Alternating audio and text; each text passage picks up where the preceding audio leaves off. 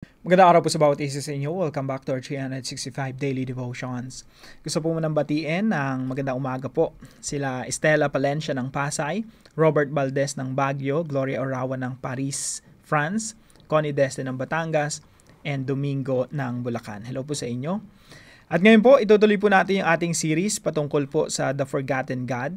Yung banal na espiritu po ay nananahan sa atin at dapat conscious tayo palagi.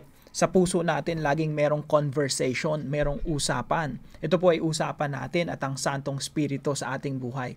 Kumbaga yung communication natin sa Diyos, ongoing yan, araw-araw yan, oras-oras yan, nangyayari yan sa ating puso't isipan. Now, ang pag-aaralan po natin ay The Spirit Illumines and Teaches Believers. No, ito po yung isa sa mga ginagawa ng Santong Espiritu sa ating buhay. Pag sinabi po nating illumines or teaches, nagtuturo sa atin at the same time pinapalinaw sa atin. Binibigyan tayo ng kaliwanagan patungkol sa salita ng Diyos. Sabi po rito sa 1 Corinthians chapter 2 verse 10 through 12. Sabi po ni Apostol Pablo, sinulat niya po ito sa mga mananampalataya sa Korinto. Sabi po rito, "These things God has revealed to us through the Spirit." Ano po yung these things po rito sa verse 10? Ito po ay patungkol doon sa mga nauna niyang talakayan. Ito po ay patungkol sa mensahe ng Ebanghelyo ng ating Diyos na ipinangaral ni Apostol Pablo. Sabi niya, itong Ebanghelyo na ito, yung mystery, wisdom of God na ito, hindi ito kagaya ng wisdom ng tao. Ito ay wisdom of God. At naunawaan natin ito dahil ito ay inihayag sa atin. Ito ay binigyan ng linaw sa atin ng Santong Espiritu. These things God has revealed to us through the Spirit. For the Spirit searches everything, even the depths of God. For who knows a person's thoughts except the spirit of that person, which is in him? So also no one comprehends the thoughts of God except the Spirit of God. Now we have received not the spirit of the world, but the Spirit who is from God, that we might understand the things freely given us by God. So sinasabi ni Apostol Pablo, sino ba nakakaunawa sa isang tao? Hindi ba yung sarili niya? Kahit yung asawa mo hindi mo fully maintindihan yung asawa mo Yung asawa mo ang nakakaunawa sa sarili niyang puso, sarili niyang isipan. So sabi niya, ganun din sa Diyos. Ang nakakaunawa sa Diyos ay yung Espiritu ng Diyos. At yung Espiritu ng Diyos ay nasa sa atin upang ihayag sa atin ang mga katotohanan patungkol sa Diyos. Sabi po rito sa Tagalog, ngunit ito'y inihayag, yung mensahe ng Ebanghelyo, inihayag na ng Diyos sa atin sa pamamagitan ng Espiritu. Sinasaliksik ng Espiritu ang lahat ng bagay, maging ang mga bagay, mga pinakamalalim na bagay na may kinalaman sa Diyos. Walang nakakaalam sa iniisip ng isang tao maliban sa kanyang sariling espiritu. Gayon din naman, walang nakakaalam sa mga iniisip ng Diyos maliban sa Espiritu ng Diyos.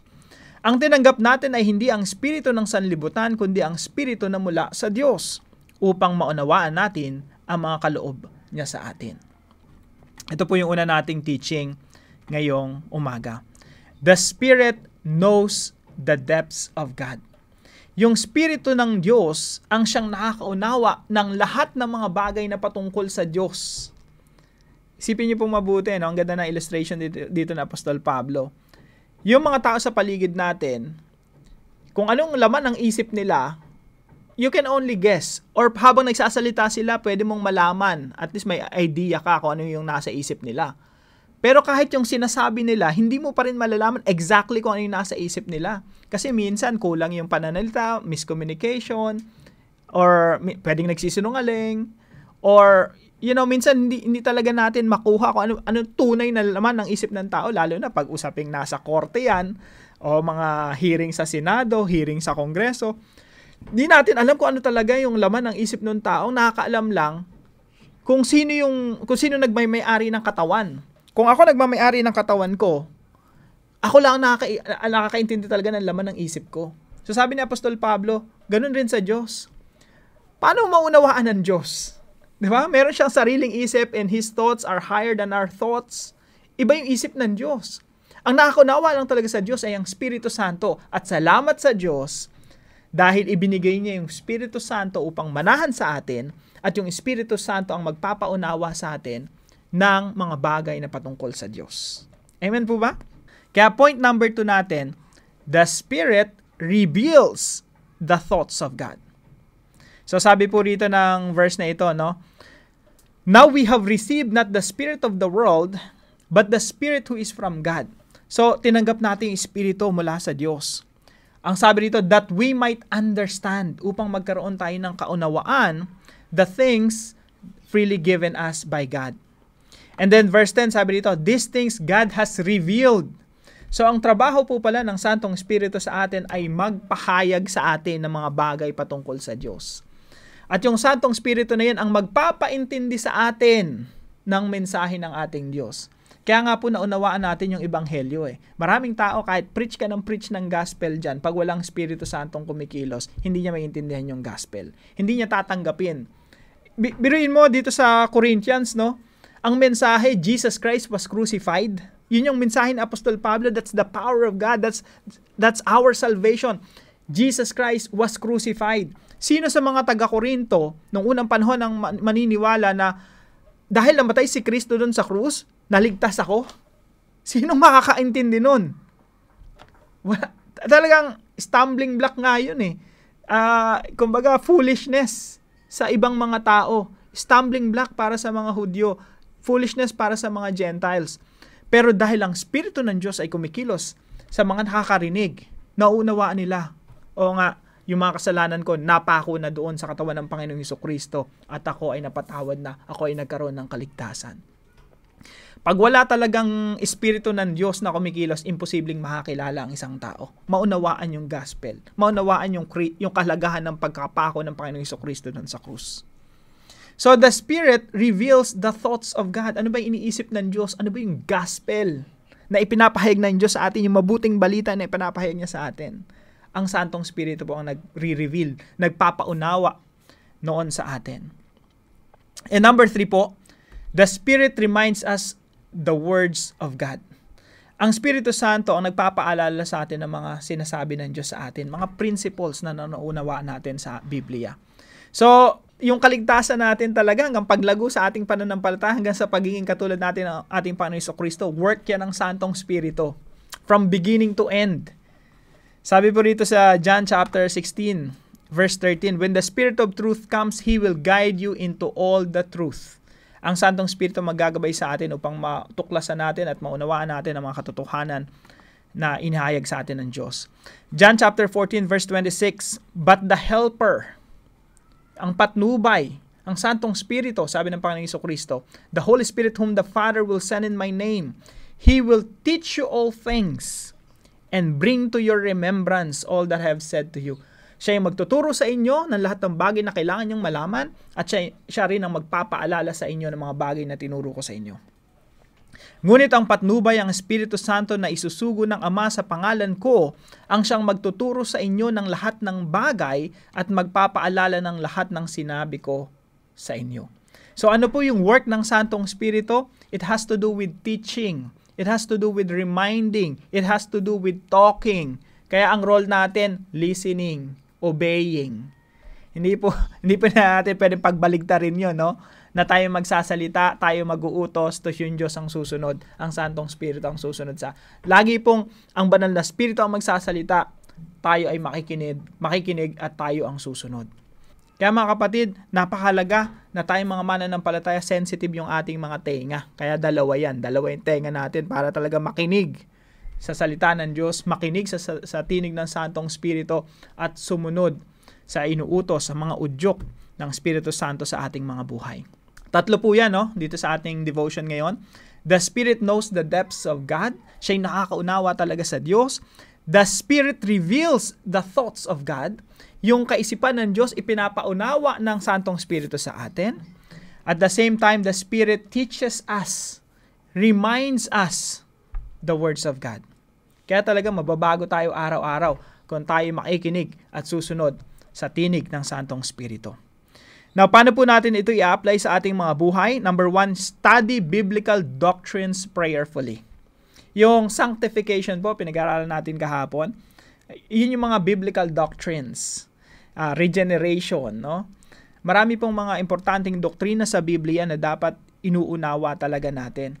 So, wag po nating hayaan na yung mga mga pag-aaral natin ng Bible, ano lang, basa ng konti, tapos na, close na, no?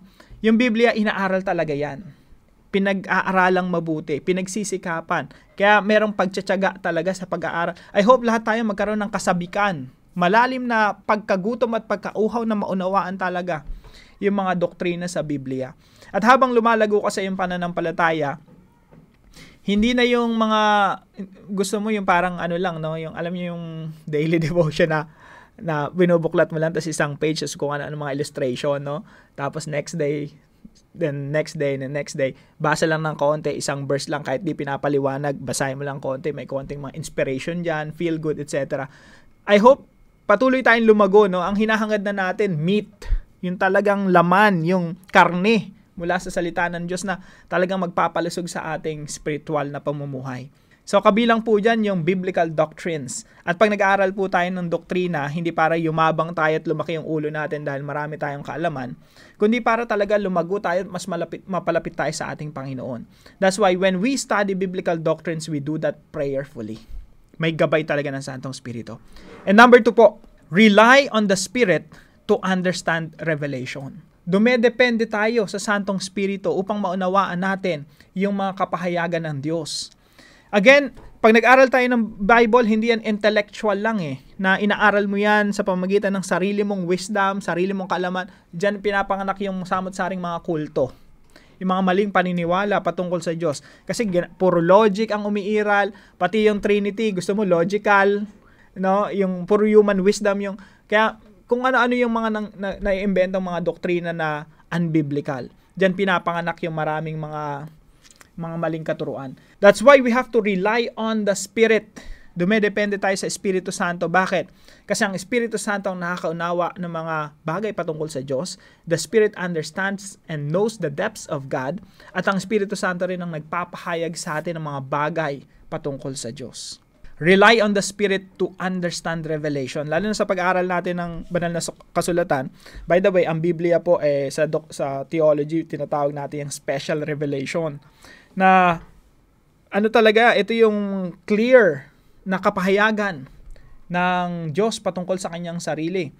Meron tayong living word, si Jesus Christ. Meron tayong written word, yung salita ng Diyos.